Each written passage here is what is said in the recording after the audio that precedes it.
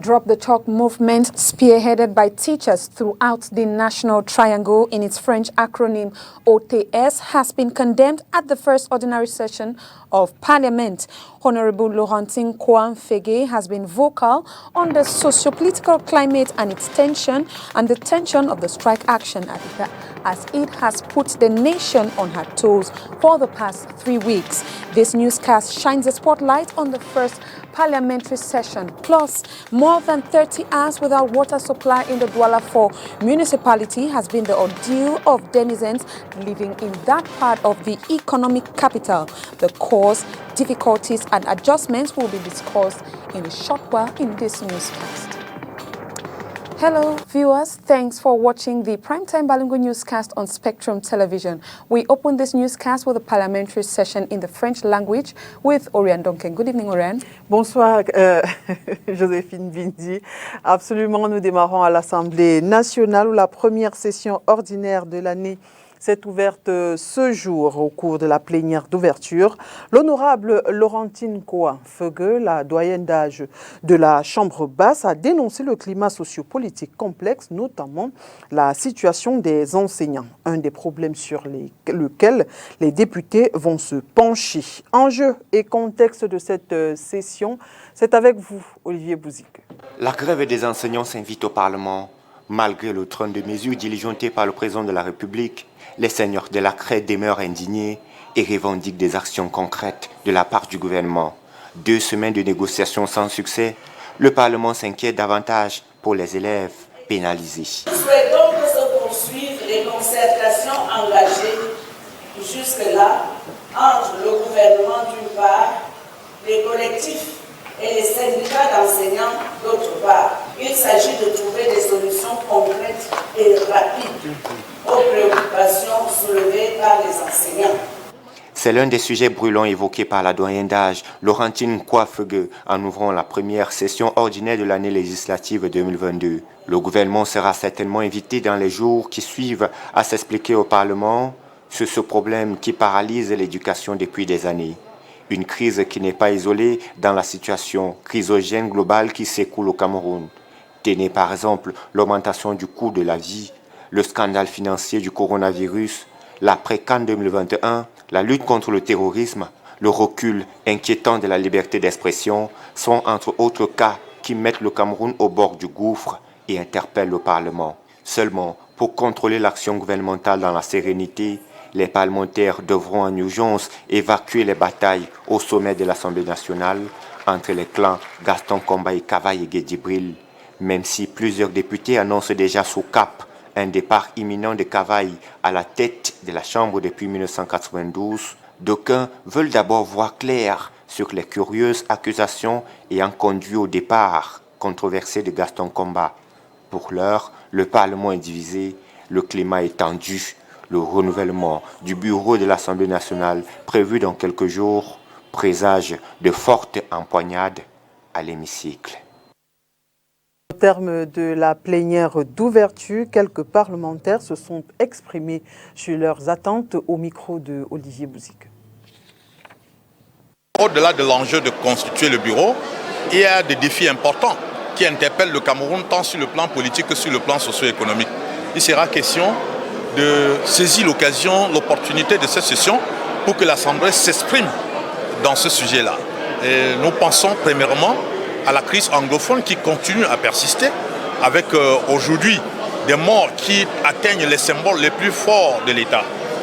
Nous pensons également à la situation des enseignants et au-delà de la situation des enseignants, de la problématique générale de l'éducation dans notre pays. Il sera question qu'on examine ce volet-là pour que l'Assemblée se prononce sur la manière dont le gouvernement gère l'éducation et les enseignants dans notre pays. Il sera également question, sur le plan purement politique, de voir qu'est-ce que l'État du Cameroun, nous, en tant que parlementaires, nous devons faire sur le plan de la réforme du code électoral. No, my people, for the past 3 days, have almost been on scatter-helter. A few of them run into Nigeria already. And because of the Fulanis who have come in again, there's an allegation that their cars were stolen. And our people are, as the moment I'm speaking, yesterday 4 of my people were killed. If the separatists have had any issue on the Fulanis, let the Fulanis go after the separatists and not the indigents. The Indians are helpless in front of the separatists, they are helpless in front of the Fulanis. That making my constituency to be at, in fact, I don't know how to say it, I don't sleep. We don't sleep. Every night there are calls. On a aussi déploré cette grève d'enseignants et d'autres situations malheureuses telles que l'insécurité à l'extrême nord, au sud-ouest et au nord-ouest, en souhaitant que toutes les prescriptions du chef de l'État salutaires déjà au niveau de l'enseignement, des enseignants, et que tout cela ramène la paix dans les rangs des enseignants, et ramène la paix sur le sol camerounais au nord-ouest, au sud-ouest, à l'extrême nord. She spoke about the recent happenings in the country, such as the football match that was hosted by Cameroon, about the killings, the many killings in the country, and she said that during this session it's going to be an elective session where we are going to elect the member of bureau for the chamber and also put the various commissions into place. J'ai été plutôt heurté et même déçu par ce discours qui survole les problématiques importantes. Pas que tout le reste qu'elle a évoqué ne mérite pas d'être dit. Mais je crois que la question de l'augmentation des produits de première nécessité dans nos marchés méritait une emphase particulière. Je crois que là, la voix de l'Assemblée a été plutôt inconséquente, pour ne pas dire irresponsable. I am advising and calling on my brothers and sisters who are perpetrating such acts to join the head of state in his drive for a lasting peace over the situation of the Northwest, Southwest, and that of the extreme North. I also want to express here sincerely to thank the head of state for prompt action over the situations of teachers, unpaid salaries, advancement, and whatever. En sécurité à présent, le lancement officiel d'une série d'exercices militaires maritimes a eu lieu ce 11 mars 2022 ici à Douala. Le concept Obangam Express veut mutualiser les efforts de sécurisation des eaux des pays du Golfe de Guinée. C'est une initiative du gouvernement américain. On fait le point avec vous, Inès Pangan. La sécurisation des eaux territoriales du Cameroun est un véritable défi. Dans les faits, ce sont des braquages de plusieurs banques par des assaillants venus de la mer à Limbé et à Douala en 2008 et en 2011, des prises d'otages en 2019, des trafics de drogue, la contrebande et la pêche illicite. C'est vrai que dans le cas particulier du Cameroun, on n'a pas enregistré d'actes dans ce domaine au cours des 2 dernières années, ce qui prouve que les mesures qui ont été mises en place jusque-là sont efficaces et sont très bien appliquées. Cependant, tout autour, dans les autres États du Golfe de Guinée, on a enregistré beaucoup d'événements où un seul État ne devrait pas se retrouver en train de combattre ce fléau qui concerne tout le Golfe. Parce que la stratégie de lutte contre ces fléaux doit être commune, les États du Golfe de Guinée se retrouvent pour des exercices maritimes. Le concept est baptisé Obangame Express et il est organisé par le gouvernement américain avec ses partenaires. La formation est basée sur des scénarios présentant des incidents maritimes. L'exercice qu'on organise et qui a lieu simultanément dans toutes les zones du Golfe de Guinée permet donc de pouvoir prendre en compte cette menace et de s'assurer qu'on mutualise les capacités et que les États interviennent ensemble pour pouvoir adresser. À cause de la Covid-19, les exercices se font en simultané dans plusieurs pays et la coordination générale faite à partir de Dakar au Sénégal. Sont présents au Cameroun, les États-Unis, le Gabon et Sao Tomé et Principe. La clôture de l'exercice se fera le 18 mars prochain. En économie, parlons de la crypto-monnaie. Vous avez certainement entendu parler des crypto-monnaies, ces monnaies virtuelles devenues très populaires. Alors qu'une polémique sur le sujet ne cesse d'enfler, la rédaction de Spectrum Télévision se propose de vous éclairer, du moins autant qu'elle peut, sur le sujet. Léla Rengans. La première chose à savoir, c'est qu'elles n'ont pas d'existence physique comme les pièces ou les billets. Les crypto-monnaies sont en effet des devises numériques qui ne sont ni régulées par des banques centrales, ni par une quelconque autorité financière. Alors la crypto-monnaie, c'est d'abord une monnaie. Et une monnaie, c'est un moyen d'échange, c'est-à-dire qui permet d'acquérir les biens et les services. La crypto-monnaie, elle est une monnaie virtuelle. Parce qu'en réalité, c'est l'émanation d'une forme de la monnaie classique. Vous savez que c'est parti du troc en passant par les pièces, les billets, les cartes bancaires. Aujourd'hui, on parle de mobile money. Il y a les banques en ligne. Et on est aujourd'hui à l'ère de la monnaie virtuelle, la crypto-monnaie, parce que c'est une monnaie cryptée qui également a pour rôle de pouvoir faire en sorte qu'on ait accès à des biens et des services contre cette monnaie-là. Pour assurer la sécurité, la transparence et la fiabilité des transactions, elle repose sur la technologie de la blockchain, chaîne de blocs en français, c'est-à-dire un système de stockage de l'information reparti sur des centaines, voire milliers d'ordinateurs. Un système où tous les contributeurs au réseau possèdent une copie de la base de données. Cependant, au Cameroun, le cadre juridique et réglementaire encadrant ce domaine n'est pas encore tout à fait au point. La crypto-monnaie étant une monnaie qui n'a pas de frontières physiques, elle précède la réglementation dans la plupart des pays et des espaces. Et je pense que c'est le cas du Cameroun. La réglementation n'existe pas encore, selon les informations que j'ai dans ce domaine, mais je sais qu'il y a des avancées et que les autorités sont en train de travailler dans ce sens-là, parce que tout ce qu'on réglemente doit d'abord exister. C'est parce que, je prends l'exemple des motos taximènes, quand ils commençaient, c'était un foutu.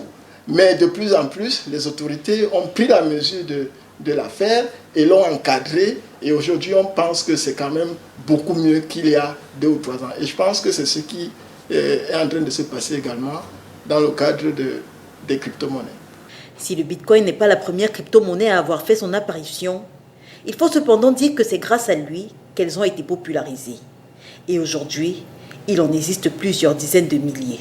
La première crypto-monnaie, le Bitcoin, est née en 2009 suite à une technologie blockchain qui a été développée en 2008 et qu'aujourd'hui, il y a plus de 18 000 crypto-monnaies sur le marché. Plus de 18 000 crypto-monnaies. Donc, ceux dont certaines personnes seraient victimes dépendent de beaucoup de facteurs. Il faut suffisamment s'entourer d'informations, se faire accompagner même dans le conseil, parce que c'est innovant. Et quand c'est nouveau, il faut apprendre. Il y a un minimum de connaissances à acquérir pour pouvoir minimiser le risque qu'on se fasse tromper. Parce que partout, comme je dis, il y a toujours ce qu'on appelle, on peut appeler les malfrats. Le mot n'est pas suffisamment fort. Pour se procurer des crypto-monnaies, il est possible de passer par des intermédiaires comme des plateformes d'échange. Pour y investir, il faut rentrer sur le marché. C'est-à-dire que si j'ai le CFA et que je vais acquérir une crypto-monnaie, je dois échanger le CFA contre cette crypto-monnaie et à partir de ce moment-là, j'ai l'équivalent du montant en CFA, mais plutôt en crypto-monnaie. Ça veut dire que j'ai mes avoirs sous la forme de la crypto-monnaie que j'ai choisie. Monnaie entièrement virtuelle, elles peuvent être stockées et échangées grâce à un portefeuille numérique, le wallet, qui lui est protégé par un code secret. Going to the Douala 4 municipality for a few days now, the population of Bonamikano, a locality in Bonaberi in the Douala 4 municipality, have been finding it difficult to carry on with their activities due to the lack of water, as well as a damaged cam water pipe, which serves as a source of distribution of water to various households. Christelle Asexwele and Julie Paul carries out the details. Several homes in Bonamikano, a neighborhood in the Douala 4 municipality in Bonaberi, have been having a lot of trouble going about their daily activities due to the absence of water flowing in their homes. The inhabitants of this locality say that this is due to a broken pipe damaged by a road construction company while carrying out their task in this area. We have been deprived from water since 4 days now due to a broken pipe damaged by a construction company while executing their job. This pipe supplies water to the entire neighborhood.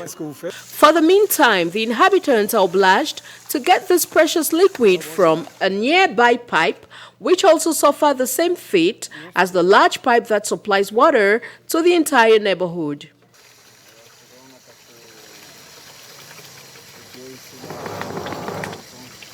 We are obliged to get water supply from this other broken pipe in order to use in our homes.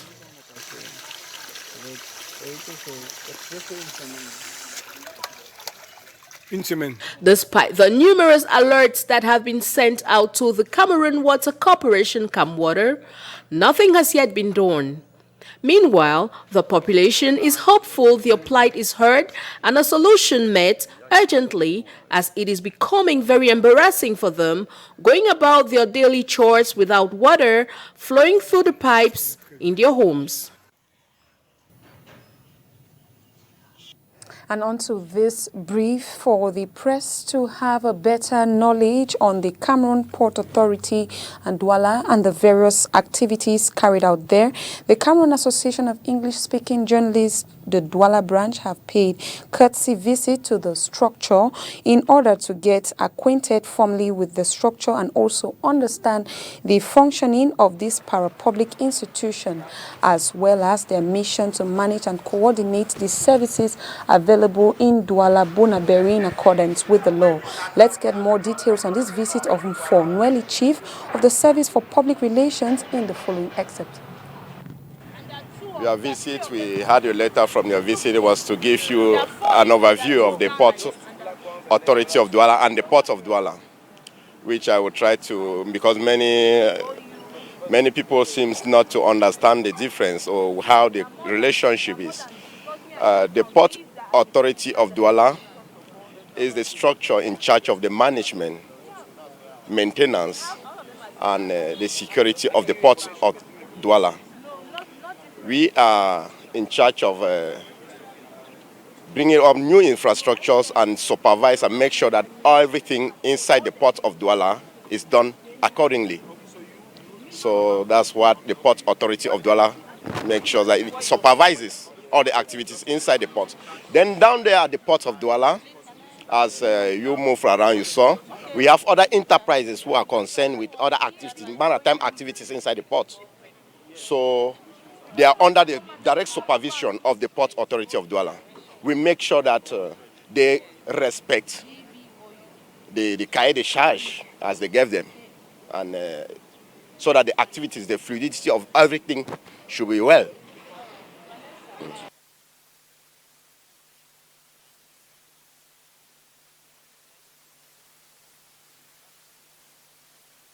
Of the vision of the Comme vous le savez, certains noms de débits de boissons situés à Douala 5e suscitent actuellement une vive polémique après la publication sur les réseaux sociaux d'une vidéo indécente qui aurait été prise dans ces lieux de loisirs.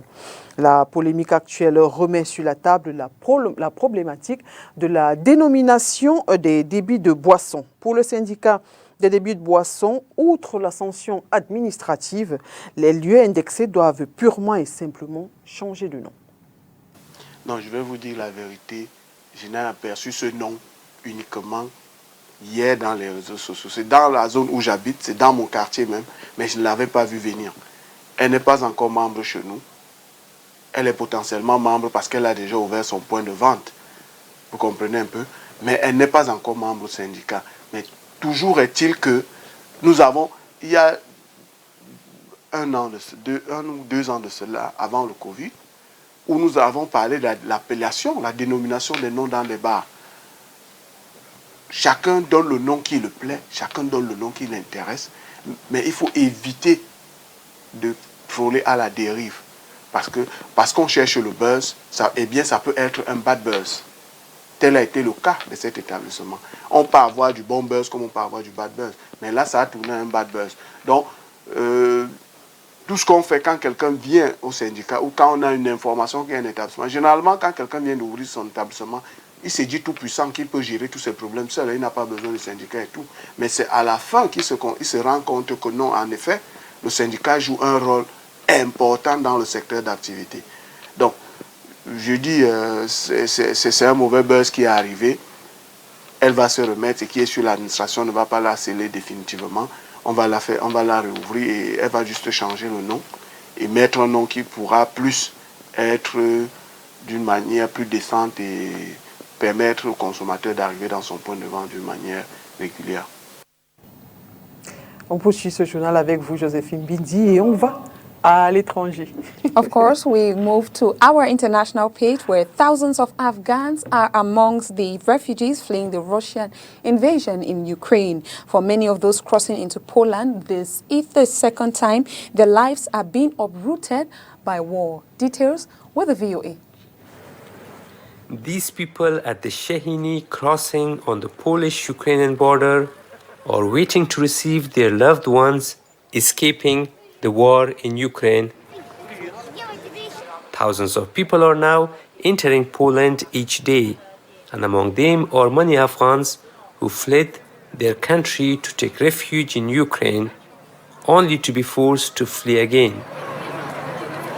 Afghan refugee Zuhal says she trekked for hours with her 5 children to reach the Polish border.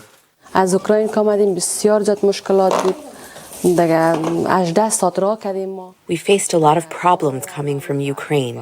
We traveled for 18 hours. We were not allowed to enter Slovakia.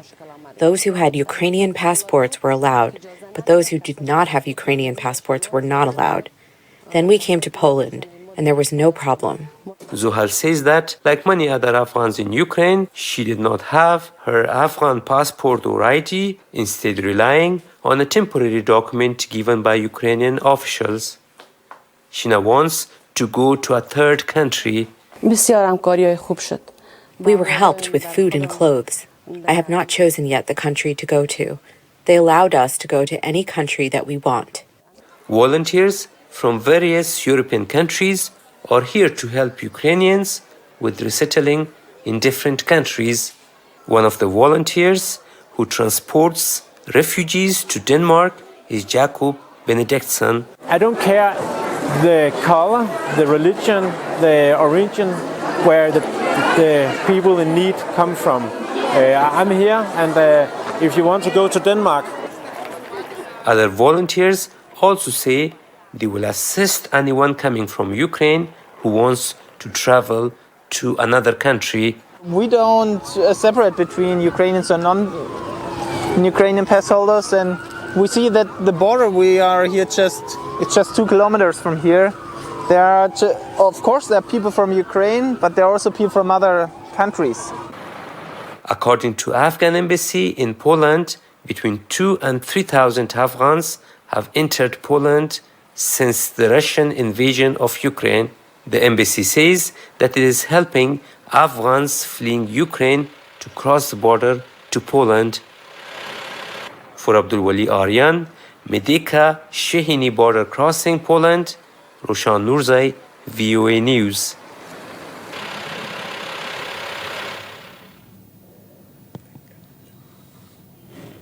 And it is on that note that we draw the curtains for tonight's newscast. Thanks for watching. Good night and happy weekend. Good night to you, Ryan.